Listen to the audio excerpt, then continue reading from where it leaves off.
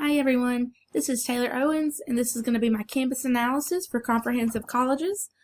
And for this presentation, I'm going to be focusing on Appalachian State University. I actually have a best friend who just graduated from App this past May for her master's in higher education. And I was able to visit this campus, kind of explore a little bit of the campus, and then also the residence hall that she was the coordinator of. So I'm first going to talk about the physical environment of this campus, then move on to the aggregate, socially constructed, and then lastly, organizational. So to start off, this campus clearly has striking views as it's nestled in the Blue Ridge Mountains.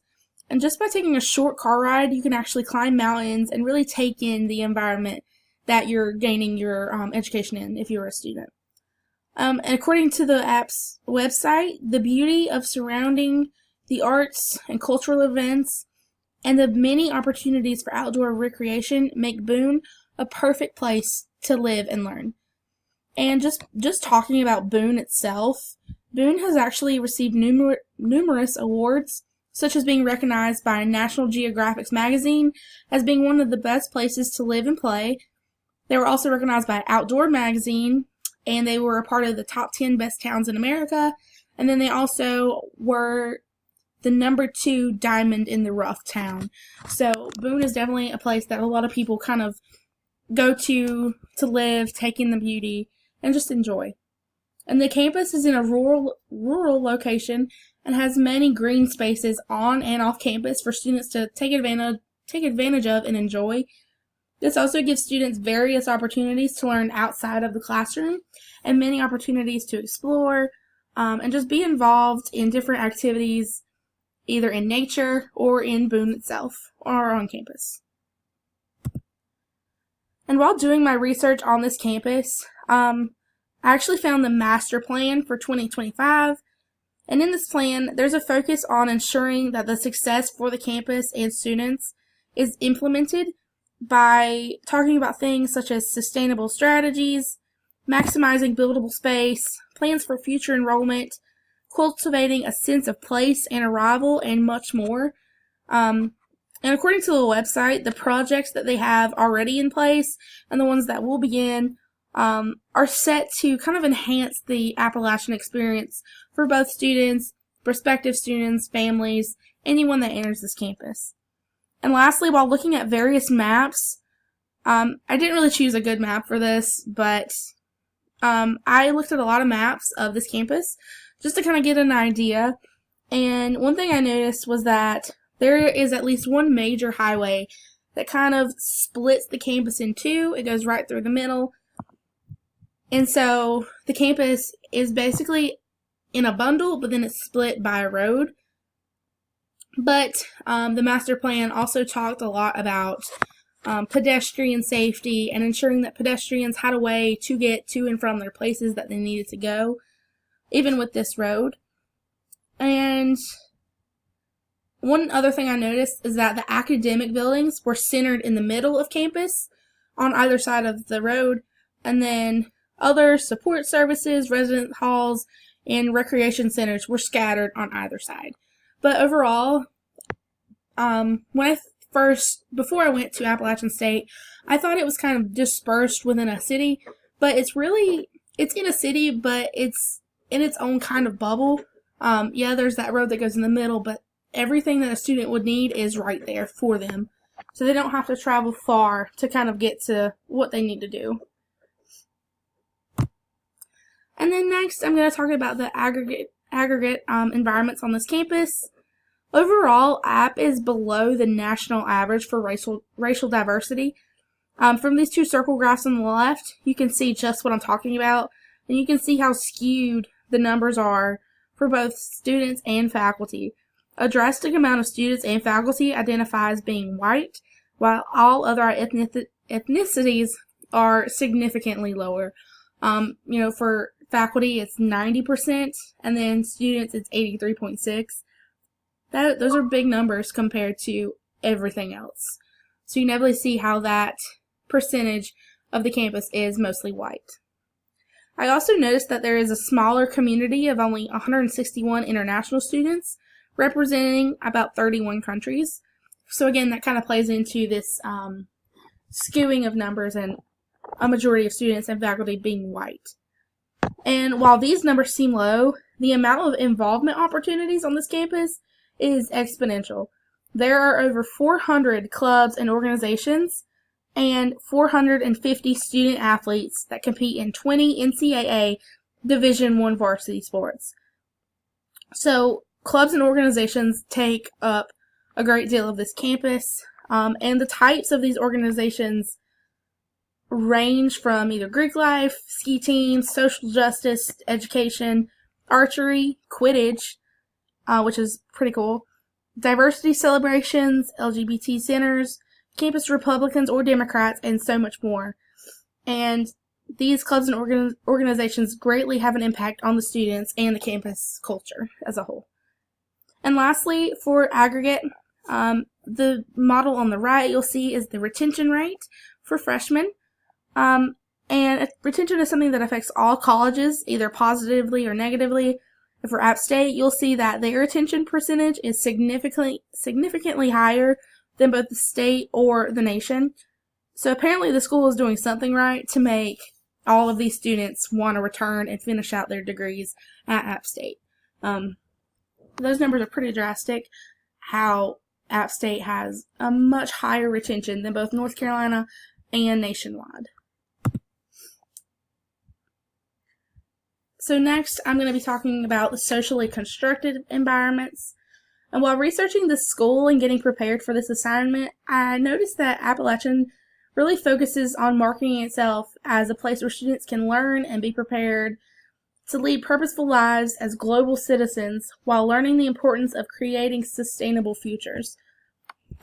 Just on the website, through the various pages that I explored, it really focuses a lot on sustainability and ensuring that students are prepared to help their cultures, help their environments, and help each other around them learn and grow. But sustainability was reiterated multiple times. It also mentions several times how they promote inclusion and bringing all types of people together, which to me was kind of sort of ironic just because you saw how drastic the numbers were skewed for ethnicities, so that was kind of ironic. But aside from that, another unique aspect of this school is, again, the location. Located in the Blue Ridge Mountains, it has the highest institution elevation east of the Mississippi, which is pretty cool.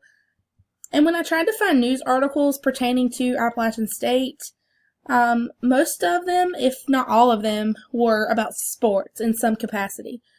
Just reading the articles and looking at pictures I found, I could tell that sports is a really big deal for students, staff, faculty, parents, everyone involved with the school or around the school. Sports is kind of important. And you can tell by the picture on the bottom just how dedicated the sports are to their team. At my undergrad, this was definitely not the case. There wasn't this many people to begin with, but they definitely didn't go all the way out and body paint to show their support. So that's kind of cool to see how different that aspect is at this campus. But definitely sports is one of the top priorities for students. Excuse me. And along with sports, some of the traditions I found, definitely one of the major ones is homecoming for obvious reasons. And I saw one picture while I was doing my research where the stadium was entirely packed. It was insane how many people fit into that one area. And at Appalachian, there is actually a council for spirits and traditions, and their main focus is to reestablish old traditions of the school or either to create new ones that are inclusive of all identities on campus. And some of those include, obviously, homecoming, as I mentioned, but as well as apocalypse and things that are dealing with a cappella groups. I can't really pronounce that one, but there you go. And then last but not least, I'm going to talk about the organizational environments. And on this side, I put a little snippet from the school's website, and I'll let you read that. It's part of the mission statement, but I just pulled out some of the main things that I believe drive the university and what they want to hope and accomplish for their students. And App is a public university that in the fall of 2018 had 19,108 students, and only 1,727 of those were graduate students. So there's quite a bit of people on this campus. And out of that, the school has a 16-to-1 ratio for students and faculty. And the average class size is only 27, which I was really shocked by. It's kind of crazy to me how there's so many students on campus, but their average class size is 27. And along with that, there are also 150 undergraduate and graduate majors for students to explore. So students definitely have an ample amount of opportunities and majors and careers that they want to focus on and explore throughout their time there. And like I said, this little snippet is a part of the mission statement. And the mission statement for App kind of seemed kind of long to me, so I pulled out this little bolded excerpt from the mission statement itself. And they first mention how their location profoundly shapes who they are and how they conduct themselves. And they also mention how being a constituent institution of the University of NC, they fulfill core academic missions of teaching, scholarship, and service in ways that put their geography and heritage. So they really focus on the location, and it really plays a role in how they teach their students and what they teach them. On this slide, you'll also see I highlighted spirit of inclusion, community engagement, and sustainable societies. Again, I highlighted these because I believe they're key phrases that, from my research and looking at different things, these are the ones that I have seen reiterated time and time again across the campus environment as a whole. And that they really try to hone on spirit of inclusion, community engagement, and sustainable societies. And then on the right here, the university is governed by the chancellor, who is pictured here. The university is also governed by the university's board of trustees, as well as the University of North Carolina System's Board of Governors. And it noted that two of the major strategic initiatives of App are global learning and sustainability, again, like I mentioned. And some notable alumni include David Wilcox, Eric Church, and Franklin Graham. But overall, I really hope you guys learned something from this presentation. If you didn't know before, I hope you know now. But I really look forward to seeing and learning about the universities that you all chose. Have a great night.